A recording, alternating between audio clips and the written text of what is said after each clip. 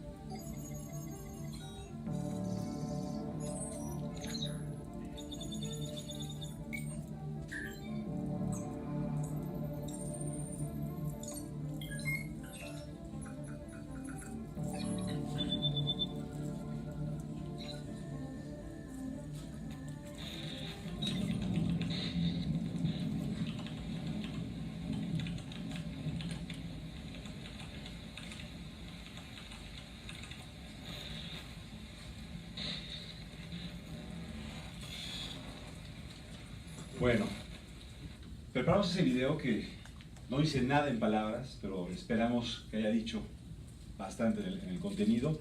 Y parte de lo que vamos a tratar de platicarles el día de hoy y revisar en esto es sobre cómo estamos expuestos, qué tanto entendemos de esto en esta era, no en esta era de tecnología, en esta era donde tenemos la inteligencia artificial ya como realidad y no como ficción. Si ven en el video, muchas cosas podrían parecer que estamos hablando del futuro, que estamos hablando de cosas que no están, y la verdad es que no, la verdad es que hoy ya estamos en esta era, ya hoy tenemos cosas, y vamos a platicar en estos minutitos sobre estos temas, entender y ver qué tan preparados estamos como empresas y como personas también, porque esto la verdad es que tiene implicación tanto personal como empresarial, ¿no?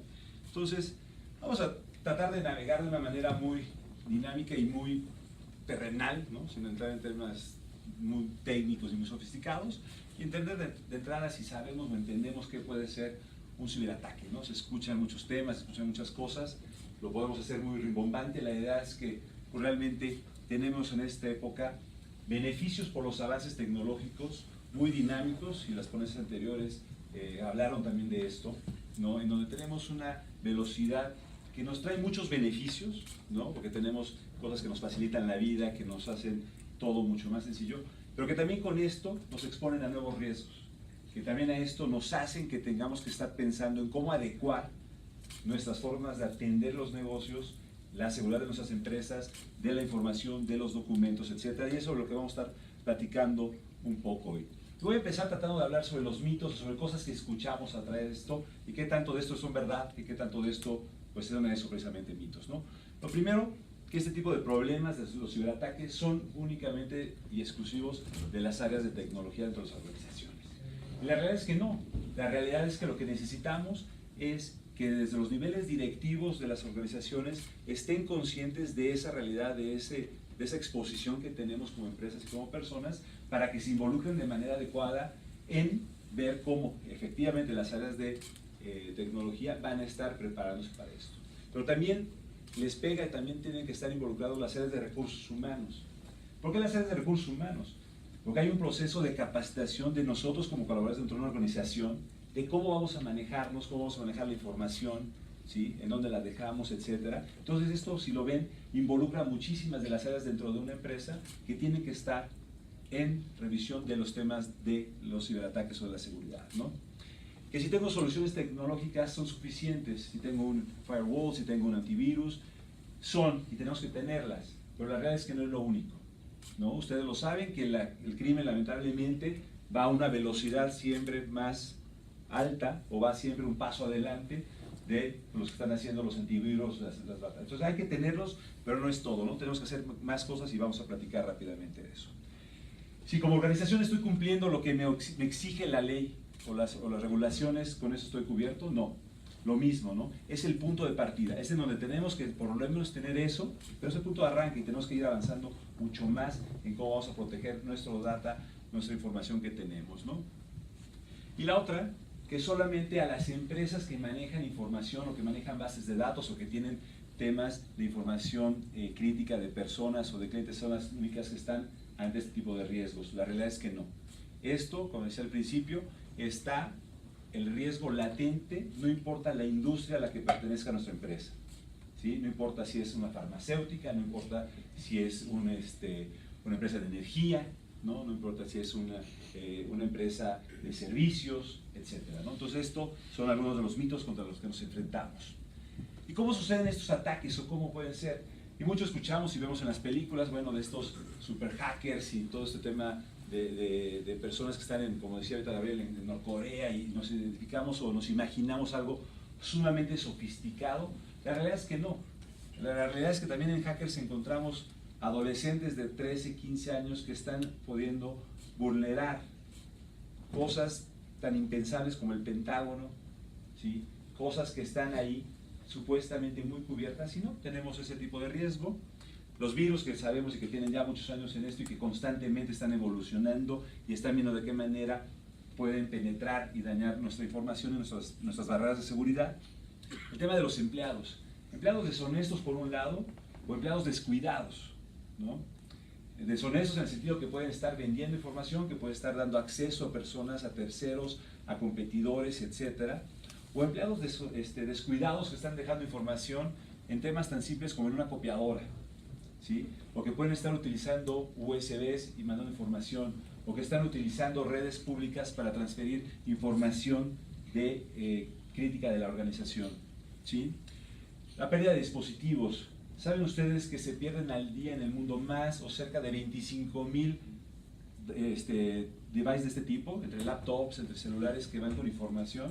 Entonces ahí hay un riesgo que esa información está probablemente en manos que no nos conviene que estén ahí, ¿no?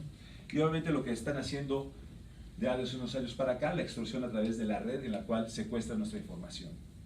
Otro tema relevante de cómo está este riesgo. En promedio las empresas tardan 200 días en darse cuenta de que fueron atacados o de que fueron vulnerados o de que están dentro de sus redes. Cuando una vez se dan cuenta en promedio de esto, imagínense lo que ya hicieron de conocimiento de su información o que ya estuvieron ahí extrayendo estos datos, cuando ya se están dando cuenta y puedan empezar a hacer los temas de reacción para corresponderlo, ¿no? Entonces eso es importante. El sector financiero evidentemente es uno de los targets de estos criminales, porque obviamente pues, ahí hay dinero per se, y entonces ustedes lo han escuchado en las noticias recientemente, que tal banco desaparecieron de repente las cuentas de cualquiera de nosotros o de empresas, miles de pesos y millones de pesos en total, ¿no? Evidentemente es un target muy importante, pero no es el único. Les decía al principio que, bueno, también imagínense qué pasa cuando secuestran el software de una planta de energía y que dejan a una ciudad sin luz.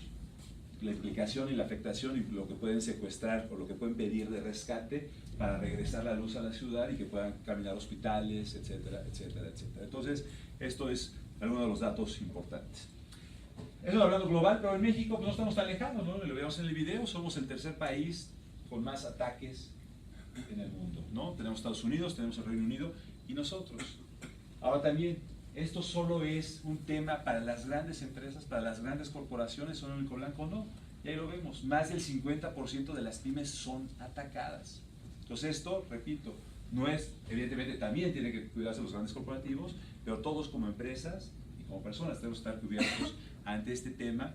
Y hoy que tenemos la inteligencia artificial cada vez más en temas, donde tenemos el Internet de las cosas, ¿no? En donde ya podemos dejar programadas cosas en nuestra casa, en nuestro domicilio, donde cada vez hay más interacción que no es física, que no es presencial. Eso, cada una de esas ventajas tecnológicas que tenemos hoy, nos abren riesgos o nos abren ventanas en donde pueden estar entrando estos criminales a obtener temas de nosotros, ¿no? Un poco más de data en México, ¿no? El número de millones de ataques que están intentando hacer estos criminales en las principales ciudades, por mencionar algunas, pero bueno, esto nos habla de la cantidad de gestión criminal que está tratando de vulnerar las empresas en las que estamos colaborando cada uno de nosotros. ¿Cómo nos preparamos, no? ¿O cómo están asegurando las empresas? La realidad es que hoy tenemos todavía una conciencia muy baja en este tema de protegernos ante estos temas intangibles, y lo ven, el 60% de los activos fijos están protegidos ante mecanismos de disminución o de transferencia de riesgos, ¿no? Seguros, coberturas de los edificios, etcétera, pero no de este tema de la información. Es muy baja todavía la percepción y la ocupación de las empresas en proteger estos activos intangibles, y en donde hoy en día cada vez estos son más valiosos que aquellos.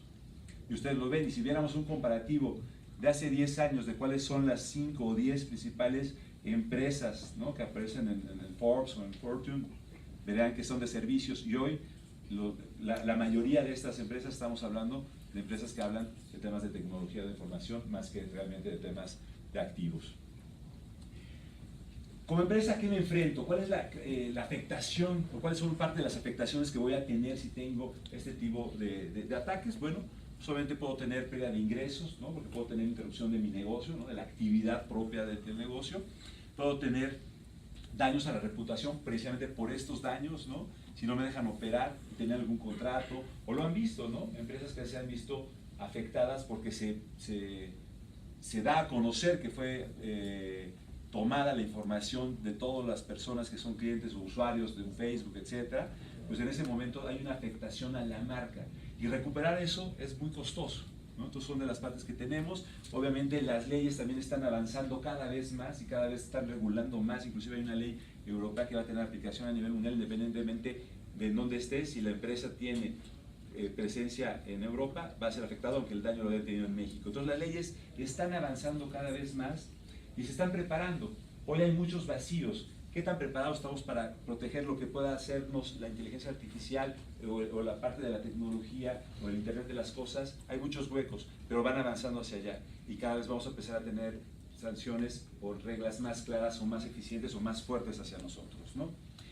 Altos costos de investigación para meternos una vez que fuimos atacados, para identificar en dónde estuvo, cómo fue, qué tanto fue este daño. Imagínense si pasaron ya 200 días, ¿cómo voy a identificar realmente cuánto fue lo que obtuvieron de mi información, de mi base de datos, etcétera, de recursos y demás, ¿no?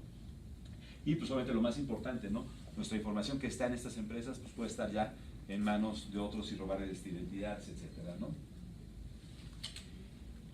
Un poco de datos en pesos, no es menor, ¿no? En promedio una empresa afectada en México se está llevando una afectación de $1,5 millones de dólares, y en el planeta, pues, bueno, en el mundo, 2.3 millones, ¿no? Entonces son afectaciones verdaderamente fuertes. Aquí todavía no tenemos data, porque hay muchas empresas que no dan a conocer cuando son atacados, o que no dan a conocer los montos a los que son atacados. Pero al final, de la información que se puede acabar, estamos hablando que sí son pérdidas bastante importantes, ¿no? Otro de los datos importantes con todo esto de la evolución de la tecnología, cómo vamos a estar cada vez más interactuando con esta inteligencia artificial, que vamos a tener cada vez más en nuestras casas a un robot que va a estar haciendo gestiones y demás. Bueno, lo vemos, el 50% hoy ya utiliza Internet independientemente de las situaciones económicas que tenemos en los países. Más allá, se estima que en el 2021 va a haber 7.800 millones de personas en el mundo y 11.600 millones de dispositivos conectados. O sea, va a haber 1.4 dispositivos por persona en el mundo, son las estimaciones para ese año, ¿no? Aquí no voy a entrar porque entiendo que ya mencionó algo de esto, entonces pues, me lo salto, porque ya lo vieron. También de Watson creo que también ya hablaron por acá, entonces también me lo voy a saltar. Y Sofía, ¿no? Lo vemos, ya es la parte en donde ya a través de esta magia de la inteligencia artificial, pues bueno, ya puede reconocer gestos, ya puede empezar a identificar si estás sonriendo, si estás enojado, si estás triste, y puede empezar a reaccionar y tiene cientos de movimientos faciales para reconocer y empezar a interactuar, y cada vez va aprendiendo más. E inclusive, Sofía ya tiene, o es el primero en tener ya una ciudadanía reconocida, ¿no? Ya a ese nivel estamos llegando con la inteligencia artificial en estos momentos en el mundo, ¿no? Lo veíamos en el video, ¿no? Ya hay pruebas, ya hay ciudades donde se han hecho pruebas para la autonomía de los autos. ¿Dónde está el riesgo? Imagínense el día de mañana que el 80% de los autos que estén en la calle, padrísimo, ¿no? Yo voy a ir leyendo, voy a ir trabajando y el coche ya me está llevando aquí al Club 51 para estar con todos ustedes. Hackean el sistema operativo y hacen, si no pagan, que todos los autos vayan y choquen. Imagínense el daño y cómo va a estar. Entonces, va evolucionando esto de una manera muy útil para ayudarnos. Dicen, probablemente en 2 o 3 generaciones no necesitarán aprender a manejar, pero necesitaremos aprender a cuidarnos y protegernos de otras formas, ¿no? Entonces, son de las afectaciones que vamos a estar teniendo y viniendo. Pero buenas noticias, no estamos solos. Ya hay forma de identificar cómo nos vamos a poder proteger ante este tipo de situaciones, ¿no? Y ahí nosotros les podemos ayudar en hacer un diagnóstico 360 en donde se identifique cuál es el objeto de esto, identificar verdaderamente cómo estoy como empresa, ¿sí? En dónde están mis ventanas, cómo puedo estar, cómo las puedo proteger, son suficientes, no son suficientes, tengo los controles de seguridad para el acceso a mi empresa, porque de verdad estamos hablando de cosas tan básicas y que pudieran pensarse que las tenemos cubiertas en las organizaciones, pero que no necesariamente es así.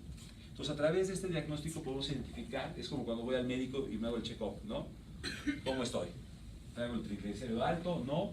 Y si sí, pues ¿qué tengo que hacer? ¿No? Y ahí los acompañamos en hacer un plan de acción, en ver cómo podemos hacer, y vamos de la mano en construir precisamente esas acciones que nos puedan, no evitar, porque prácticamente es imposible, pero sí estar lo mejor preparados ante una situación de este tipo, ¿sí? Y obviamente tomar las medidas que como empresa, como colaboradores tengamos que tomar. Y al final del día pues hay soluciones que podemos poner, que son pólizas, son programas, ¿no? Aquí lo que les quería transmitir es que todo esto que va evolucionando y que nos tiene que estar haciendo pensar en sí en la utilidad de todas estas maravillas de la inteligencia artificial, de las cosas, del Internet de las cosas y demás, nos ayuda muchísimo, pero que, ojo, tenemos que también estarnos ocupando en prever las situaciones que estos adelantos y que son sumamente dinámicos y rápidos nos están llevando, y que pensemos en esto en nuestra agenda dentro de las organizaciones que estamos. ¿Ok?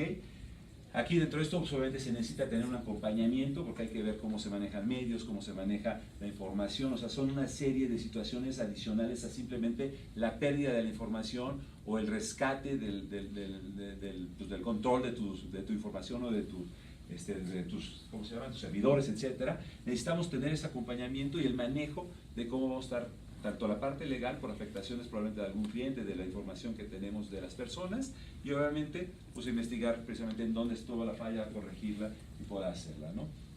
Entonces pues básicamente lo que les queríamos platicar, poder hacerles un poco idealmente de conciencia en este sentido, ¿no? Que qué padre que vamos evolucionando en este tema, que cada vez tenemos más interacción, pero bueno, que también esto nos lleva a la responsabilidad de tener conciencia de cómo cuidarnos y cómo protegernos ante este tipo. No sé si tengan alguna duda, alguna pregunta que quisieran hacer.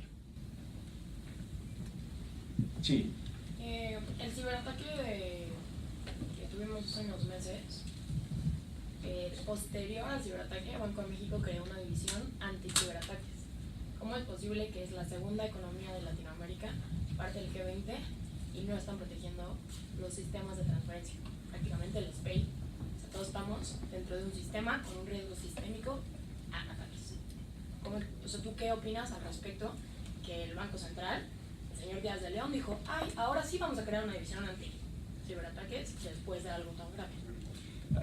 Yo creo que el tema que lo comentaba es, esto ha venido evolucionando tan rápidamente que no solo en México, yo creo que en el mundo no hemos logrado avanzar en la misma velocidad en los temas de leyes, de reglamentos, de temas de seguridad, de garantizar este tipo de situaciones, ¿no? Entonces yo creo que aquí el reto que tenemos, autoridades, sistemas financieros, etcétera, es meterle mucho más velocidad, que esté en las agendas de todos, ¿no? Y por eso es lo que tratamos de hacer nosotros cuando tenemos las relaciones con los comités directivos de las empresas, es metan la agenda, ¿no? Nosotros hacemos una encuesta a nivel mundial, ¿no? En más de 2000 CEOs, ¿no? del mundo y CFOs del mundo, para preguntar, oye, ¿en dónde está tu preocupación hoy? Y afortunadamente hoy ya el tema de la ciberseguridad ya está en el top 10, ya está en el número 5 de estos. Entonces, pero esto ha venido cambiando muy recientemente. Entonces yo creo que aquí el tema es, nos ha ganado la velocidad, los desarrolladores están haciendo cosas impresionantes y no se ha logrado ir en la misma velocidad, ¿no? Entonces ojalá, porque eso pasó en México, pero va a pasar en otros países y en aerolíneas y en temas de plantas energéticas, etc. Entonces, y hay muchos que no se dan ni siquiera a conocer, ¿no? Hay algunos que son más. Entonces yo creo que es ese tema, ¿no? De cómo logramos cerrar ese gap entre la velocidad del desarrollo con el de la protección. ¿Sí? Sí. Te iba a hacer una pregunta similar. Yo creo que ya la respuesta ya la acabas de dar. O sea, lo que no me checaba era, dices que Estados Unidos es el primer país que tiene más ciberataques, Reino Unido el segundo y México el tercero. Te pones a ver el tamaño de la economía, no hace sentido. Te pones a hablar de la bancarización, por ejemplo, que hay en México, que es muy baja, de menos del 30%. O sea, mi pregunta iba a ser por qué México es el tercer país y no economías más grandes o economías que tienen un nivel de bancarización más alta, ¿no? Me imagino que la respuesta es la misma que acabas de dar. O sea, lo que estoy entendiendo es que lo hemos ignorado tanto, por ponerlo de alguna manera, que, o sea, me imagino que los hackers y estos han visto que México es una economía vulnerable y por eso somos el tercero. O sea, esa sería la respuesta. ¿O hay alguna otra razón por la que se no checa con escala de tamaños y eso que México sea el tercero? Sí. Yo creo que parte de la respuesta es esa, y la segunda es que lamentablemente hoy la fuente de información no es tan fidedigna, porque repito, no hay un requerimiento en el cual forzosamente nos estemos enterando de todos los ataques y de toda la información. Entonces, de lo que se reporta, de lo que medianamente los organismos van reportando, es la data que van dando, ¿no? Entonces, probablemente puede estar muy parejo con otros países, puede haber algunos otros que no, pero el tema es que hoy la data, a diferencia de un tema financiero en el cual podemos decir dónde están las reservas de los países, que puede ser el nivel de riesgo país, que tiene toda una forma muy, vamos a repetir, aunque suene redundante, formal de medirse y de tenerse. Aquí la verdad es que todavía es muy escueto y todavía no tenemos, ¿no? Entonces, es la información que se va recabando, repito, no tenemos ni todos los montos absolutos, son estimaciones muchas veces que se hacen, ¿no? En función de la información que se hace pública y que tienen los organismos, ¿no? Pero seguramente parte de la respuesta también es lo primero que mencionabas. Por aquí ven. Exactamente lo mismo. ¿Sí? Okay. ¿Alguien más por acá? A mí me gustaría tocar un tema importante respecto a lo que tocó Luis Miguel. Nada más es comentario y también es un tema de pregunta. México tiene un récord, incluso lo que es América Móvil, que es la única plataforma a nivel mundial en cuestión de telefonía que nunca ha sido hackeada, nunca se ha caído en la red. Incluso ha sido la red que durante muchísimo más largo plazo no se ha caído. Gran parte de la banca transaccional depende de la red de América Móvil por parte de Telmex. Esa red, al día de hoy, nunca se ha caído. Tiene todo un escuadrón diseñado a estar planeando toda la parte de ciberataques. Incluso la parte de consultoría hacia la parte de Banco de México la maneja Telmex. Porque manejan toda la parte transaccional de la banca digital. Gracias. Y entonces, en ese sentido, ¿cuál fue la estrategia del ataque de abril? ¿Vale? ¿Cuál fue la estrategia del ataque de abril? No atacaron directamente la plataforma de Telmex. Atacaron pero- la plataforma de SPAY de Banco de México. Exacto, pero entonces una parte de la consultoría, como comentas, es... Hasta apenas. O sea, me refiero hasta apenas. La parte del escuadrón que acaba de armar Banco de México depende en parte por parte de Telmex. Y ojo, tenemos que tener claro que independientemente de que se pongan los mayores sistemas, no hay una garantía de que no vas a poder ser vulnerado, ¿no? O sea, eso es una parte bien importante, ¿no? O sea, el riesgo siempre va a existir, la intención es cómo la minimizas, ¿no? Para que sea, y que cuando pase, cómo reaccionas de la mejor forma para minimizar el daño, ¿no? O sea, una vez que fuiste atacado, que eso va a poder pasar, es cómo puedes reaccionar para que la afectación sea lo menor posible y el impacto pueda ser lo menor, ¿no? Ahí está también parte de cómo tenemos que estar trabajando en esa prevención y estar preparados para la situación, ¿no? Porque, repito, estos cuates están, o sea, es como el crimen, ¿no? Tienen mejores pistolas que la policía, ¿no? Entonces, acá igual, ¿no? Entonces, es cómo te vas preparando ante ese tipo de situaciones para estar, ¿no? No sé cómo andamos, una más, ¿estamos de tiempo bien? Bien. Perfecto. Hoy la acción de Amazon y la acción de Apple cayeron unos centavos por una noticia que se dio de un, no sé si lo viste, un chip, el fabricante de un chip que está en Estados Unidos pero que maquila en China, encontraron en un reporte, salió a la luz pública un reporte donde parece que ese chip está vulnerado. Sembrado. Exactamente, lo sembraron. Y entonces, regresando a tu primera lámina, ¿hoy dónde está? Y es la pregunta. Oye, en las Naciones Unidas o en algún lado hay algún comité donde diga, pues vamos a castigar, o sea, digo, sí puedes encontrar al hacker y te lo puedes llevar a Guantánamo o lo que sea, pero ¿qué pasa cuando es un país el que esté involucrado y cuando está atacando directamente o vulnerando una economía, ¿no? En este caso piensan que fue China, ¿no? Y va a pasar, o sea, un día va a pasar donde tengas a un país involucrado, bueno, las elecciones de Estados Unidos, Rusia, tal. O sea, ¿cuál es el futuro o qué entidad hay hoy que norme ese como arbitraje de, híjole, pues puedo meter a la cárcel a un hacker, pero no puedo meter a la cárcel a un país, ¿no? Okay. No tengo una respuesta exacta, lo que sí sé es que en Europa sí ya se está empezando a regular esto de una manera más fuerte y con aplicación mundial. Es decir, que están trabajando ya en hacer leyes que tengan aplicación en donde estés, independientemente que no sea en Europa, ¿no? Repito, esto no va en la misma velocidad, desconozco si van a tener la capacidad de castigar a un país como tal. Hoy lo que sí te puedo decir es que a nivel empresa sí. Hoy tu empresa alemana, no importa, fue en México, fue en Ecuador, fue en China, van a poder penalizar a esa empresa. Esa ley sí ya está teniendo aplicación a nivel empresa. Honestamente desconozco si tiene un impacto a nivel ya país, yo pensaría que no, pero bueno, yo esperaría, o lo que estamos nosotros viendo es que esto sí ya está empezando a evolucionar de una manera más rápida, no a la misma velocidad lamentablemente que esos, pero sí ya estamos viendo que va reaccionando. Yo esperaría que si en los siguientes años esto esté pues un poco más nivelado, más balanceado. Sí, esas leyes ya están, ya están, y de hecho empresas internacionales tienen que adecuarse a esas leyes que están en Europa. En Israel se ha estado haciendo ya como medio año que se ha llevado a las empresas israelíes a estar en los estándares de esas leyes de Europa. Que lo importante de eso es que es aplicación mundial en relación allá. Sí. No, yo soy médico, empezamos, no, tómala. Gracias. Completo, gracias. Sí. Nada más para conectar con el tema, ¿ya tuvieron contacto con alguno de los nuevos virus que están diseñados con aprendizaje por refuerzo o con algoritmos genéticos o todavía no han? Nosotros en particular, nosotros no estamos en la parte tecnológica de la solución. Nosotros lo que hacemos es que trabajamos en la parte precisamente de la prevención ante las situaciones. Entonces, si hoy el virus tiene una cierta característica, ya va evolucionando y eso, digamos que esas son las fábricas o las marcas que están inmersas en eso, ¿no? Los McAfee, los Kaspersky, ellos son los que están en ese tema. Nosotros lo que hacemos es trabajamos en conjunto con esto para estar preparados en cómo vamos a proteger a las empresas para reactivar su economía, para darle continuidad en el negocio y, repito, para que el tema de daño reputacional, financiero, para pagar el rescate de la información. La parte de la solución, eso son las marcas que están inmersas en esa industria como tal, nosotros no. ¿Okay? ¿Alguien más? Sí. Me gustaría saber tu opinión en cuanto al costo-beneficio que tiene blindar algo contra la interfaz de usuario de millones de usuarios, por ejemplo, en la banca. Porque no es lo mismo utilizar la banca de Santander, no es lo mismo utilizar la banca de Bancomer, no es lo mismo utilizar la banca de Banamex. Y yo veo que, o sea, claramente te das cuenta de que tienen todos esos blindajes.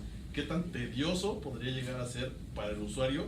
Y finalmente eso sería a grandes rasgos una decisión de compra, ¿no? O de uso, porque hay gente que se brinca de un mercado a otro, o perdón, de un prestador de servicios, generalizando, de un prestador de servicios a otro, simplemente porque el cajero o una persona le atendió mal. Entonces, ¿qué tanto podría llegar a impactar la interfaz de usuario hablando a grandes masas? Porque finalmente la ventaja de la banca electrónica o de una aplicación de ese estilo es llegar a muchas personas. Pero ¿qué pasa si esas muchas personas de repente en una actualización se ven bloqueadas o minimizadas su capacidad de acción? Y finalmente, por ejemplo, en la banca es un caso muy interesante porque te metes con sus recursos, te metes con su forma de moverse. Ahí... No, definitivamente las empresas que mejor preparadas estén, que tengan sistemas más sofisticados de seguridad y de validación, irán teniendo recompensa con la preferencia del consumidor, ¿no? Mientras tú te sientas con mayores garantías de que tu información está protegida, con que tú te sientas cada vez con mayores garantías de que tu dinero está a salvo, independiente, y ahí tenemos todo el tema del blockchain y demás, ¿no? O sea, vienen cosas que van a ayudar mucho en ese sentido de proteger, aunque un servidor sea vulnerado, que sea atacado, donde ya está replicado. Entonces vamos avanzando hacia allá y definitivamente aquellos que estén invirtiendo en ese tipo de garantías y que puedan mostrar cada vez mayores seguridades, digo, no te vas a poder garantizar nunca el 100%, sí, claro, pero aquellos que veas y que escuches menos casos y que estás viendo que están invirtiendo y que están actualizando y que te pongan cada vez más, por un lado, facilidad a ti, pero también seguridad, esos evidentemente irán teniendo la recompensa de la preferencia de los consumidores, ¿no? Entonces el valor agregado ahí sería la confianza. La confianza, la garantía, el cómo te resarce el caso que te una pérdida, ¿no? O sea, al final, por eso cuando veíamos el 60, ¿no? Que decíamos contra lo tangible contra lo intangible, lo que esperamos es que esto se convierta más alto. ¿Por qué? Porque ahí es donde está, ¿no? el valor, en cómo está la seguridad de tu información, en dónde está tu dinero, ¿no? O sea, que tú tengas la tranquilidad de que eso está bien protegido, ¿no? Entonces, sí se va a volver transaccional eso, pero obviamente va a ser un tema de reputación, va a ser un tema de garantías, de cómo reaccionan o cómo te responden ante una situación que se presente, ¿no? Si de manera rápida te recuperan tu dinero, si de manera rápida te indemnizan, etcétera, todo eso va a ser parte de la cadena de valor que como proveedores de servicio tendremos que estar desarrollando cada vez más las organizaciones. ¿Okay? ¿Alguien más? Sí. ¿Qué sabes del tema de biométricos? Dicen de alguna manera, ¿no? Login y password es como el cheque de hace 20 años, ¿no? O sea, es lo más fácil de alguna manera de vulnerar, y el cambio a reconocimiento facial, ahí a huella digital, cambiando básicamente en banca, ¿no? Pero ¿qué sabes de eso en el tema de los estándares? O si hay alguna medición en donde el tema de accesar a esta información a través de biométricos debería tener notablemente estar mucho más protegido que hacerlo a través de datos va en numéricos, crecimiento, alfanuméricos. totalmente, va en crecimiento, y no nada para temas tan sofisticados como la banca, inclusive para seguridades de acceso a empresas, o sea, hacia allá va, ¿no?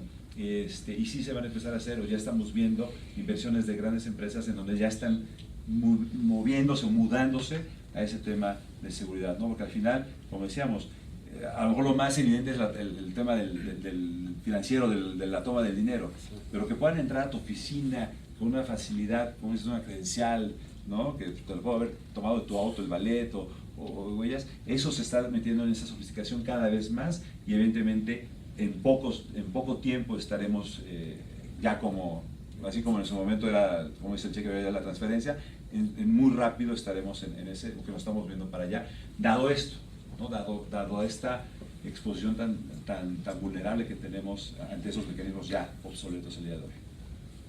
No tengo una data para decirte que va incrementándose en el 5, eso sí te la debo, pero sí, lo que sí vemos es que ya están invirtiendo, que cada vez hay proveedores más sofisticados de sus servicios para las empresas. ¿Okay? ¿Alguien más? Yo te digo, sí, es bien rápido. En la experiencia de IO respecto de seguridad y prevención de riesgos, ¿dónde hay más riesgo? ¿En la parte tecnológica o en la parte no tecnológica? ¿De que el ataque venga por uno u otro? Sí. En las empresas no financieras, por la no tecnológica. ¿Sí? Porque al final, como se los pongo a decir, para ponerlo muy sencillo, es como si tuviéramos un edificio de este tipo con miles de ventanas, ¿no? Las tecnológicas son un piso de esas ventanas, el resto de las ventanas son las que tenemos nosotros, ¿no? O sea, el que yo tengo mi pizarrón con la información de la planeación 2019, en donde dejo un documento, en donde te paso una USB con información crítica, en donde me meto en el aeropuerto, en la red pública de dar eso. Si lo ponemos eso como la parte no tecnológica, que es más la humana, es donde más carga hay. Obviamente, en números de ataques y incidencias es el otro, porque ahí están dedicados y son robots que están dándole por dónde a ver qué momento logran entrar. ¿Okay? Y la combinación de ambas es la que termina realizando, ¿no? Exacto. Okay. Bueno, pues si no tienen más preguntas, muchísimas gracias. Vamos a estar aquí en muchísimo rato.